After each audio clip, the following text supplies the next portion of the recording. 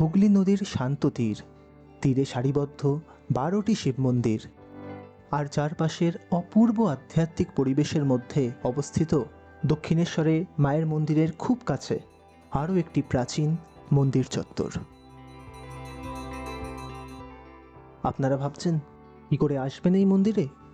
খুবই সোজা, ট্রেন বা মেট্রো ধরে নেমে পড়ুন দক্ষিণেশ্বর স্টেশনে। আপনারা চাইলে সড়ক পথেও পৌঁছাতে পারেন দক্ষিণেশ্বর। 1 থেকে 2 মিনিট হেঁটে চলে আসুন এই মোড়টিতে। সামনেই রয়েছে বাজার কলকাতার স্টোর। এই মোড়ে অটো স্ট্যান্ড থেকে উঠে পড়ুন আলমবাজারগামী অটোতে। 4 থেকে 5 মিনিটের মধ্যেই পৌঁছে যাবেন আলমবাজার মোড়ে। আলমবাজার মোড় থেকে 450 মিটার দূরত্ব পায়ে হেঁটে বা রিকশায় চেপে অতিক্রম করে চলে আসুন আলমবাজার ঘাটে। ঘাটের ধারেই অবস্থিত এই মন্দির চত্বর।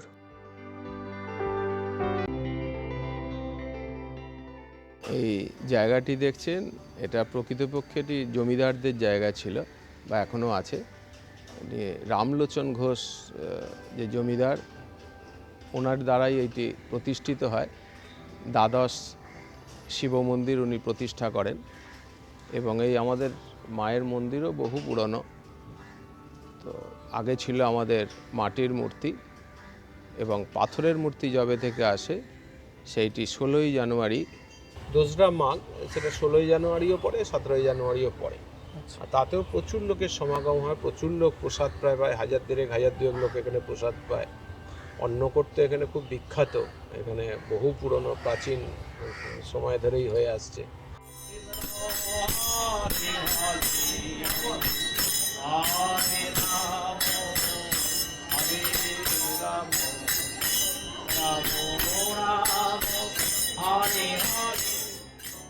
এখানে বহু লোকের মানসিক, প্রচুর লোক এখানে ধরুন রোগে ভালো হয়েছে, তারা এসে অনেক দূর দূর থেকে আসছে।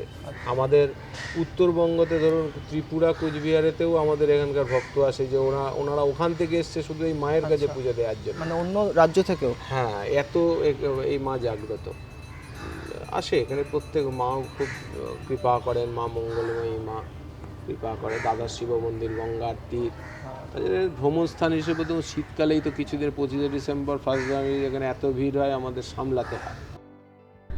আমাদের যে মন্দিরের আসল নাম কাঁঠালতলা কালীবাড়ি, তার আসল নাম হচ্ছে এই যে কাঁঠাল গাছটি দেখছেন, প্রায় 200 বছরের এর বয়স, বহু পুরনো।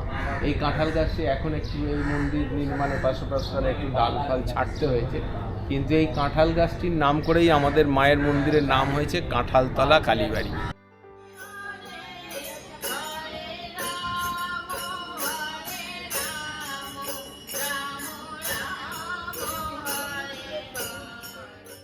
এখানে যে আমাদের প্রতিষ্ঠা দিবস বা বিশেষ অমাবস্যা পূজাগুলো, ফলারিনী কালী পূজা, রটন্তী কালী পূজা, এইসব পূজাগুলিতে আমাদের এখানে প্রচুর ভক্তের সমাগম হয়। তবে কি মালসার কথাটা বলতে গেলে আমাদের ফোনে বা আগে অগ্রিম জানাতে হয়, কারণ এত মালসার ভোগের প্রসাদের চাপ থাকে যে পুজোর সময় এসে আমরা ওইটা দিতে পারি না। এই জন্য অনেক ভক্ত কষ্ট পায়, কিন্তু যারা জানে তারা আবার আগে থেকেই ব্যবস্থা করে, তারা মালসা ভোগটি পেয়ে থাকে।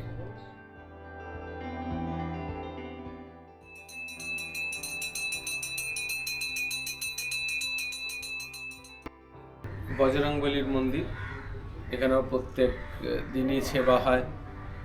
হনুমান জয়ন্তীতে এখানে প্রায় 2000 লোক খায়, প্রসাদ পায় এখানে। তাছাড়া এখানে অন্নকূটে আমাদের এখানে একদম বিশালভাবে, যেটা আমাদের খুব খুব বিখ্যাত মায়ের মন্দিরে, এই মঙ্গলময়ী মায়ের অন্নকূট হয়। এই অন্নকূটেও প্রায় 1000-2000 লোক প্রসাদ পায়।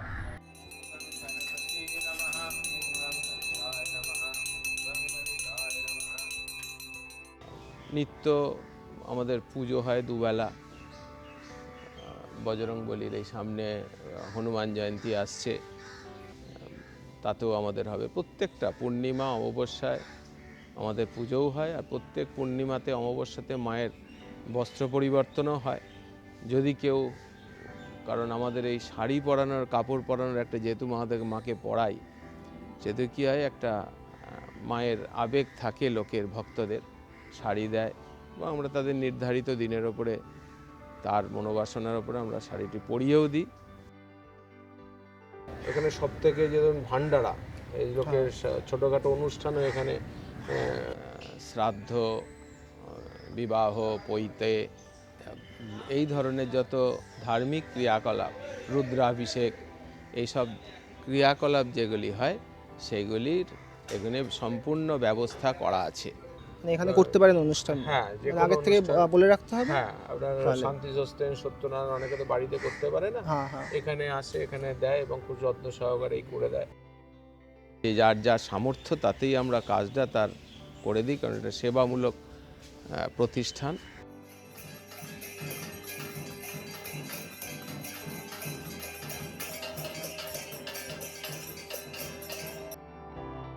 বন্ধুরা, তাহলে একদিন চলে আসুন মা গঙ্গার তীরে এই মন্দিরের শান্ত ও মনোরম পরিবেশে কিছুটা সময় কাটাতে।